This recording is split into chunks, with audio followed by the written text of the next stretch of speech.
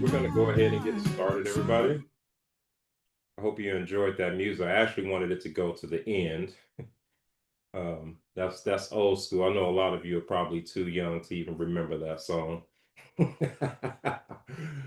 but welcome to our session today. I'm going to share my screen really quick and then we'll get started. I'm not going to keep you long today.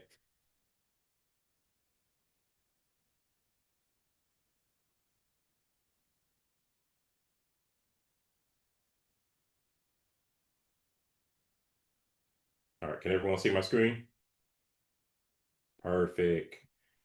Good morning. I hope you guys are doing well. We wanted to start this meeting off with some music to kind of wake us up. I love that song.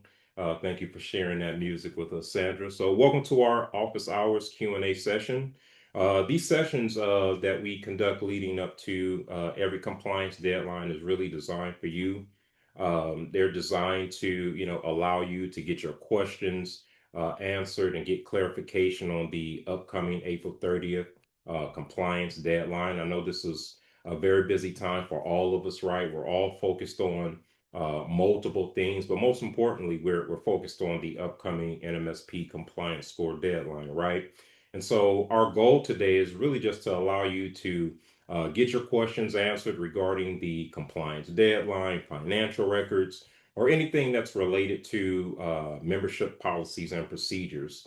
I'm going to go through a few slides this morning, and then we'll take your questions at the end. If you didn't come prepared with any questions, then hopefully the slides will spark some questions for you today. Also, we need you all to stick around to the end because you're going to receive a 7-question survey after we end today's session. The survey is really just going to help us tailor the sessions to really just effectively address your needs going forward. So, leading up to the deadline, it's going to be extremely important for you to stay focused on monitoring your BCT data. And you want to make sure that you're focused on your NMSP score and not your realtor score, because the NMSP score is a score that we use to determine compliance. And so what this means is all associations must have a 97% or higher NMSP score by the April 30th deadline. Again, we're not looking at your realtor score. We're basing the compliance deadline off of your NMSP score. As of today, we are approximately 28 days away from the April 30th deadline. And just to give you some stats with regard to the compliance deadline, we have 47 associations that are currently out of compliance. And we have 26 associations that will be out of compliance within the next 28 days or less because they have NMSPs in their grace period that will be delinquent on or before the deadline. So again, we have 28 days until the deadline, but the good news is Sandra and I are here to assist you with reaching the compliance objective of 97% or higher. And so leading up to every compliance checkpoint, we send out 2 preliminary letters to the AE and your board president. The first communication is scheduled to go out to the AEs on Thursday, April 16th. And this communication will include your NMSP compliance score as of April 16th. The second communication is scheduled to go out to your board president on Thursday, April 23rd, and it will only contain the count of your delinquent NMSPs and not your NMSP score. We also let them know that the association still has time to meet the compliance objective. And so the goal is really just to prevent your association president from stressing out and stressing you out as well, right? So the verbiage in their communication will always be toned down. So, what key priorities should local associations focus on leading up to the deadline? Well, right now, you should be focused on your delinquent records and your NMSPs in the grace period that will be delinquent within the next 28 days or less. And so, from your BCT dashboard, you can easily identify your delinquent records from 2 sections. Number one, under the NMSP score, there's a count next to delinquent. And then number 2, you can view your delinquents by checking the delinquent section. These are the two places where you can view the list of your delinquent non-members. And if you click any one of these sections or any one of those sections, it will display your delinquent non-members. So from here, you can actually sort your list by DR, and you can send a communication out to your brokers regarding their non-member agents. Also, we've included the broker's email address in the export file to make the process a little easier for you. You also want to focus on your NMSPs in the 30 to 15-day grace period, because these are the records that will end up having a negative impact on your NMSP score if they become delinquent. As you know, you want to make sure that you get a communication out to your brokers regarding their delinquent NMSPs and the NMSPs in the grace period that will be delinquent in the next 28 days. And so in the communication that you send to your brokers, you want to also include the options that are available to the broker when it comes to resolving the issues regarding their non-member agents. So let's talk about the options that the brokers have concerning their NMSP. So in order for the association to become compliant, the broker will need to determine how these non-member agents will be operating, right? And so in the communication that you send out to your brokers, you'll need to include a deadline for them to respond, and you'll need to include the options available to the broker. So the broker has four options. The broker can pay the non-member fee, remove the agent's license, which puts the agent's license in MBA status. The agent can join as a realtor member, or the broker can certify the agent as a LIFRO by signing the LIFRO certification form. Also, keep in mind, you want to make sure that you have a signed LIFRO certification form on file for all of your active LIFRO agents that are in M1. Now, if the broker does not respond or take action by your deadline, then you want to send a final communication to the broker with the deadline to respond, and you want to include a date when their membership will be inactivated for not resolving the issue. Now, keep in mind, this is something that I always mention. You never want to inactivate your brokers on a Friday. You don't ever want your brokers to go an entire weekend without being able to work, right? So you want to inactivate your brokers Monday through Thursday and never on a Friday. So, how can the membership department support the associations leading up to the deadline? Well, these are the strategies that we use to ensure that you meet the compliance objectives. So, here's what we're willing to do leading up to the deadline. If you have agents whose license status becomes licensed MBA and the record is still showing up on your VCT and impacting your NMSP score, we will add them to the DRE exemption list. You just need to send us an email with their name, their NERDS ID number, and we'll update our records, and you'll see the update on the BCT the very same day. If you have members that paid their dues and they have a 2026 financial record on M1, and then the member becomes terminated for not completing their COE requirements or any other requirements, we can add them to the TRM exemption list.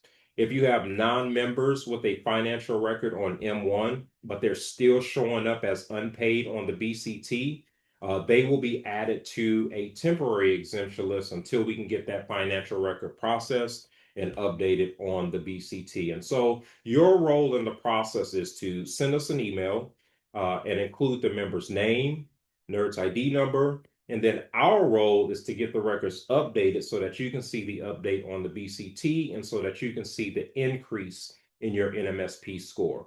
Now, I just want to mention, if you have agents that are licensed MBA or have an expired license, you just want to make sure that you check DRE to confirm that the license status shows licensed MBA or the license date shows expired if we're adding them to the DRE exemption list. Also, you want to check M1 to confirm that the financial record appears on M1 if we're adding someone to the paid exemption list. So again, these are the steps that we are going to take to assist you so that we can ensure that every association is compliant by the deadline. So just a quick recap. Local associations should be focused on delinquent NMSPs and the NMSPs in the grace period that will be delinquent within the next 28 days. Members that are eligible for an exemption, please send an email to me and Sandra so that we can get those records updated as quickly as possible. Also, the April 30th deadline applies exclusively to your NMSP score and not your realtor score. And then last, you just want to avoid deactivating brokers on Friday. All right, so real quick, let's talk about the compliance procedures that we follow after each deadline has passed. So we're going to take a snapshot of the NMSP scores on Thursday, April 30th at 5 p.m. We will notify C.A.R. Legal and the leadership team regarding non-compliant AORs on Friday, May 1st. Also, non-compliant AORs will receive a notification that will be sent out to the AE and the board president during the first week of May regarding a possible hearing that will take place via Zoom. And so really our goal, even when we're talking about, hearings, our goal is really to prevent any hearings from taking place by making sure that all associations are compliant by April 30th. And that's what we're here to do. We're really just here to serve and assist you. And so I think that is the end of my session. And so now we're going to take any questions that you guys might have. Let me stop sharing my screen. Kisman, there's a question in the chat says, what is the time frame for getting our transmission to M1 into your records? How many days should we allow? So right now, so I will say, as you know, we actually transitioned from Rapatoni to IMUS, and we have still been trying to get our system dialed in. And I just spoke with our IT department yesterday just to get confirmation that the system is working the way it's supposed to work. And so, if you upload a record to M1, we should actually have that record into our system the same day, and then you should see it updated on the BCT within 24 hours. It shouldn't be any longer than that. And so if you're noticing that your records aren't updating as fast as I'm mentioning, then you just want to send us an email so that we can research it on our end, because our goal is to get those records updated as quickly as possible. And then if we need to add any records to an exemption, when you notify us, we can get those records added to the exemption the same day, and you should see those records updated on the BCT the very same day. And again, our IT department is on notice that we really need them to be prepared for, for anything, because we actually depend on them, especially if the association is doing their part. I know you're expecting us to do, our part, and the membership department depends on the IT department. And so we're expecting, them to assist us during this process.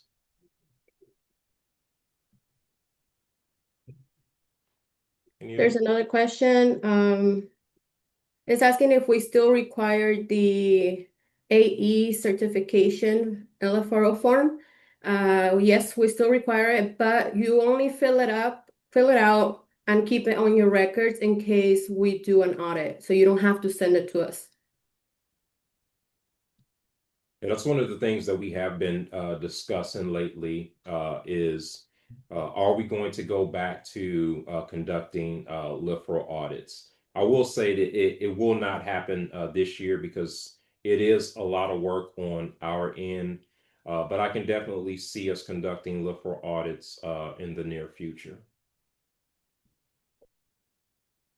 Would you be able to share, Kisman, the Excel, how to export it to show the broker's emails?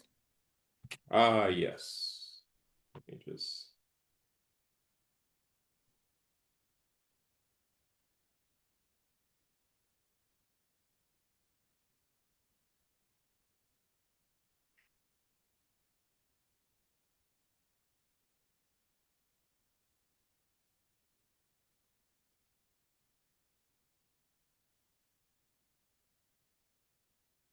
We have another question of how many years back should they have available for the potential audit? We're not going to go back years. If we do an audit, it's going to be for the current billing cycle. All right, let me just. Oh, I'm sorry, I didn't even realize I was still sharing my screen. All right, let me share my screen again.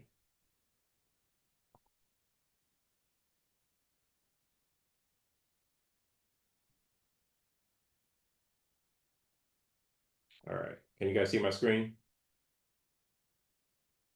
Not yet. What about now?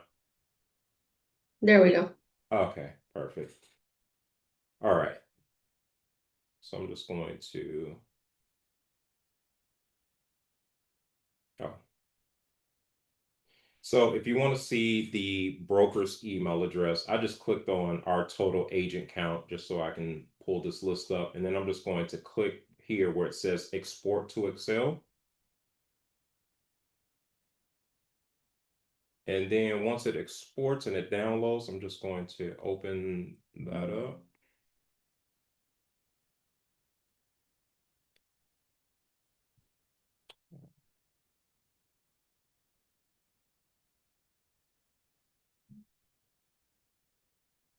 Can you guys see my Excel spreadsheet or no?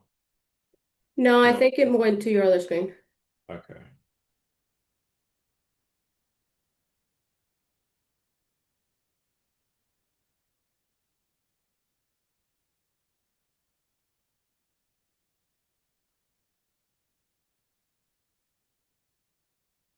All right. Can you guys see that now?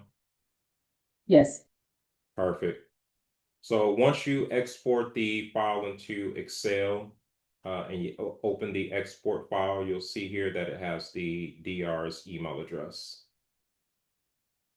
And you can actually sort this by DR, and then you can send a list of the DR's agents to the broker.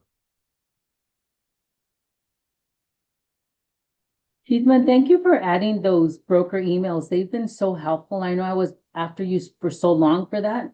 So thank you Yes. so, so much, Cheeseman. Oh, you're welcome. Yeah, we're still trying to make some additional minor upgrades to the BCT. As you know, we're going to do a complete overhaul of the BCT. But that is a 2 year process. But in the meantime, we're still going to make some minor changes to the current BCT. We have another question says, two designated brokers with two different associations. Are both brokers showing on each BCT and we are sending two different dates? It seems confusing. Okay. Yes, so that is a question that comes up quite a bit because when you have two brokers that are under the same corporation and both brokers are operating as a DR, but those brokers are primary with two different associations. When a non-member appears under that corporate license, our system is supposed to place those licensees under both associations, but as of right now, it's not doing that. For some reason, it's picking and choosing which broker it wants to place those non-members under. So what we normally do is we actually have the associations reach out to their respective broker to confirm if those non-members um, are under the correct broker, meaning the broker that's primary with your association, are those non-members supposed to be under that respective broker, or are they supposed to be under the other broker at the other association?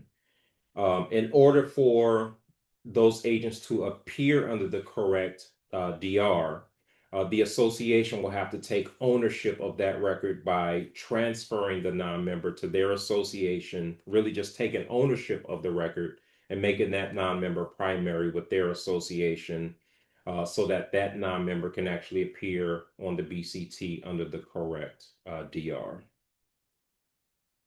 That one is so complicated. We're actually working with our programmers to make it make sense for everybody.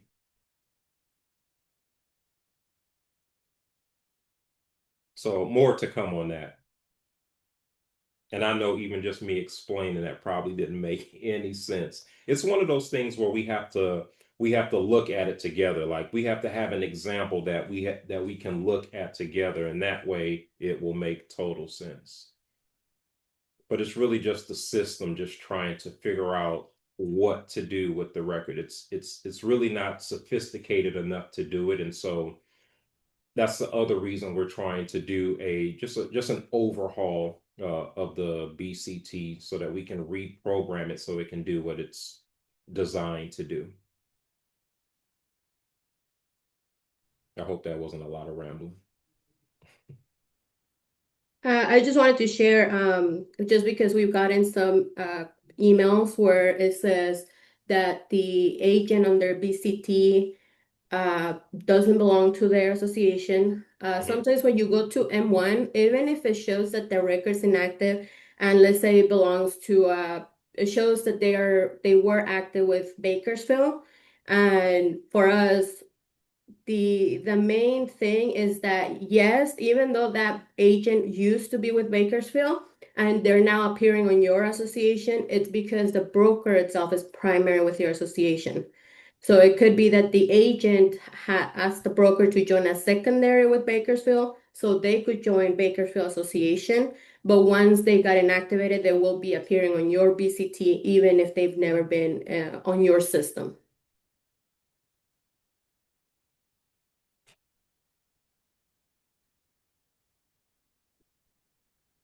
Any other questions? I don't see any other questions.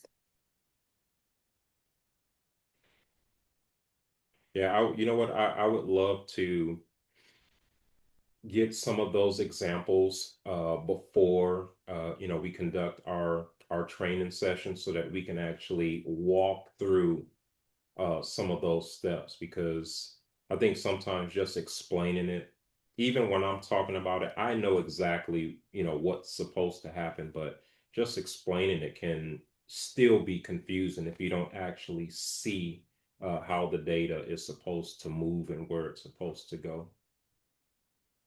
So I think that's what we'll try to do next time, is have some examples so that we can actually go to M1, look at the data, go to the BCT, and just kind of see those examples so that it all starts to make sense. That we have two new questions. One says, what do we do with the multiple offices that have the same address that is created by all different associations that are under the same broker? All right, I need to know who brought that up because they're trying to start something. I'm just kidding. I'm just kidding. You know what? That has been an issue for years. Um, it's a tough one right now because we have been trying to figure out how to clean up the office records. It's thousands of duplicate office records. And so I don't know if you guys have been around long enough to remember when we actually tried to conduct an office cleanup project. We would identify the office record that the association was supposed to keep. And in the other office records, we would have those associations, move those members to the record that we're going to keep and then inactivate the other offices. It started to work out, but, for some reason, the duplications was just happening. And so we really need buy-in from NAR because we need to be able to we need the system to be able to identify duplicate office records so that they can't be added to the system. So in this case, if you notice that there's 4 offices at the same location, you know what? Send me an email, because normally what we do is we look at how many members are within those offices and when was the office created. Usually we go with the office that was created first, but we also look at what if the office that was created first has 1 member, but then there's another office, same location, it has 100 members. We're not going to have those 100 members move to that one office, and so it's really just something that we have to research on our end. But we're definitely trying to figure out how to clean up the office records, but we also need to get NAR's buy-in as far as somehow updating the M1 system so that it doesn't allow a duplicate. The same way that you can't enter a duplicate member into M1, you should not be able to enter a duplicate office record into M1. So I hope that answers your question. The next question is asking if there's anywhere on C.A.R that shows the rules on LFROs for the brokers, such as the entity on DRE. Yes. We do have the membership resources, membership resources for association staff. If you go to CAR.org under AE or association executives, it'll say membership resources for association staff, and then under helpful links, we have the variable dues formula Q&A for brokers, that it gives them the explanation of what the variable dues are and who is responsible for it. If there's any exemption, it does cover the LFRO exemption and the MLO exemption in there. That's something that you could share with your staff, with your brokers.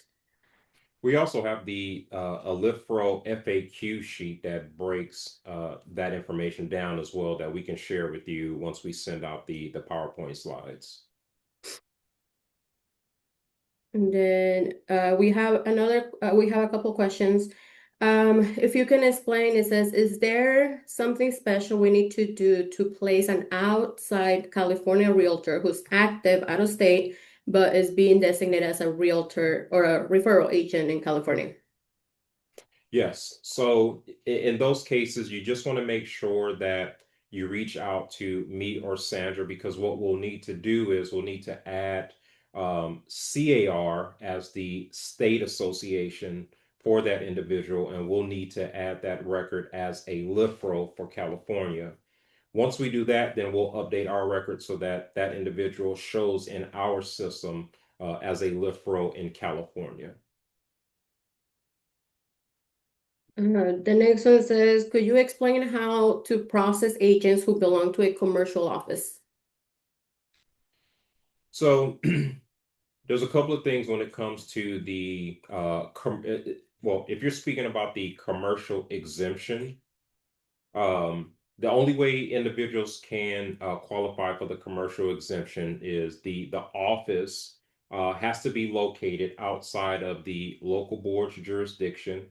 It can't be the broker's main office that he or she works out of, and that office must be substantially commercial. If all of those requirements are met, then the agents in that office that are operating as commercial agents, they can be exempt from the variable dues. And those agents must be in M1 as active non-members. Once they're in M1 as active non-members, you want to send me and Sandra an email so that we can actually add those individuals to the commercial exemption list. And then you will see them on your BCT with the NA status. And so those records will not have an impact on your NMSP score because they will be marked as exempt commercial agents. Before I go to the next question on the chat, Veronica has her hand raised. Hi, Veronica. Hi, good morning, Sandra Kiesman. Thank you. So my question is this, and I want to make sure that I'm understanding it correctly. When there is a licensee who wants to join the association under a broker who's a realtor member, my understanding is that we cannot force them to pay realtor dues or become realtors. That is If correct. they want to be MLS only under that brokerage, they can, but the broker then has to assume the responsibility of paying their non-member dues. Is that right? That is correct. And the non-member dues is not prorated, correct? It is not. So if they're a brand new member and they come in August, they have to pay whatever it was in January? Yes. Well, Or is no, it- I'm sorry. If they're brand new, I'm sorry. If they're Okay. brand new and have never been a member, their dues are prorated.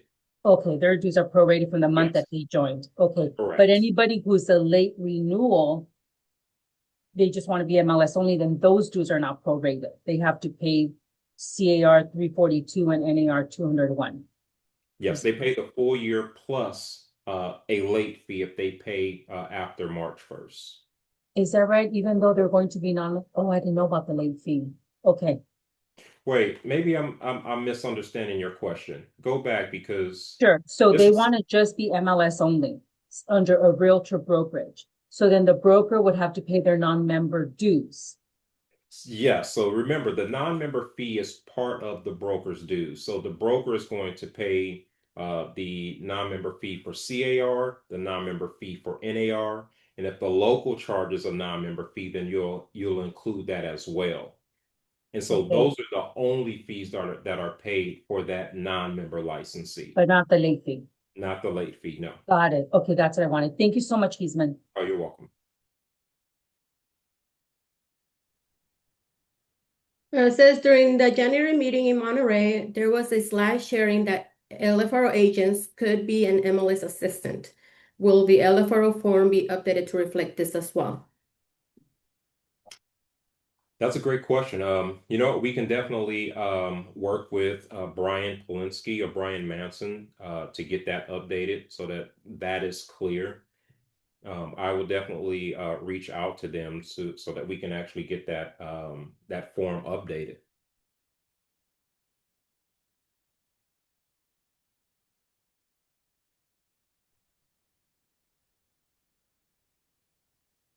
Can an agent have MLO exemption and not owe any dues?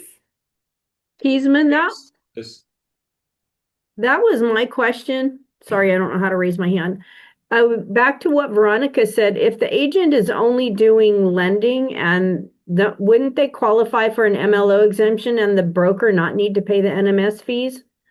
That's correct. As long as the MLO has the NMLS endorsement on their DRE record, then they qualify for the MLO exemption. So in that case, the broker would not be required to pay any non-member dues because of the MLO exemption.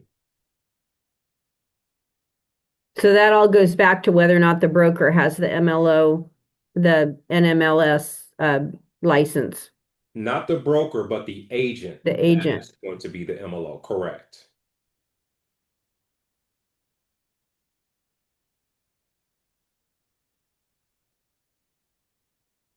Are they using MLO for MLS only abbreviation or MLO for mortgage loan originator? Yeah, totally separate from the MLS.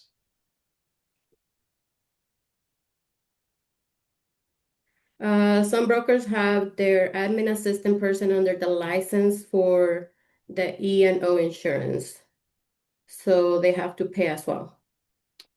They do because having their license under a realtor broker automatically puts them under the variable dues formula, and so they will be counted in the dues calculation.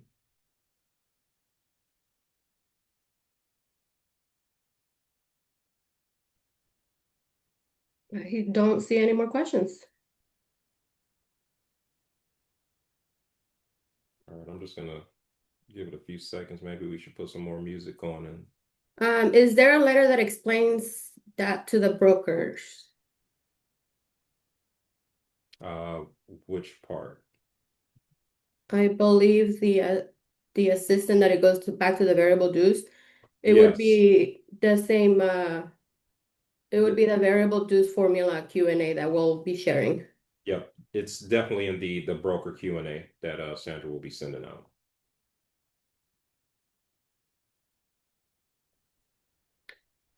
I think that's it. Like Kisman said, we do have, once we end the meeting, you will be receiving an automatic survey that's coming from Zoom for us. It would help a lot if you could fill it out. Technically it's only 6 questions, but if for 2 of the questions you select the other option, then it's going to generate another question just for you to fill out explain that other option. I have another question. Yeah, Tina Can made we a go back to the non-member fees? Be sure not to include the logo fee of 45, correct? It is 156, not 201. that is correct. That's So for C.A.R., the non-member fee is the full C.A.R. dues. For N.A.R., it's just the 156 and not the $45 image campaign fee. And as a local board, you can also have a local assessment fee in it. Yes. But keep in mind that the non-member assessment fee that the local charges, it cannot exceed what your current local dues are.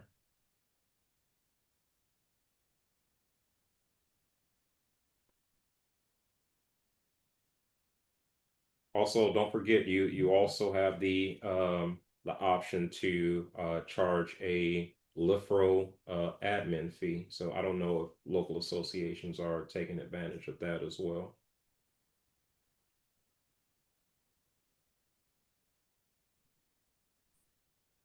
Is that it? That looks good. All right. Well, thank you everybody for joining us today. Again, don't forget that we would love for you to take the survey. It should only take 5 minutes or less to complete because it's going to help us tailor these training sessions to really just to meet your needs, so that I'm not just rambling on, but I want to make sure that we're providing the information that's going to benefit you and your staff as well. So again, I just want to say thank you for joining us today, and we'll talk to you soon and have a great day. Bye, everybody.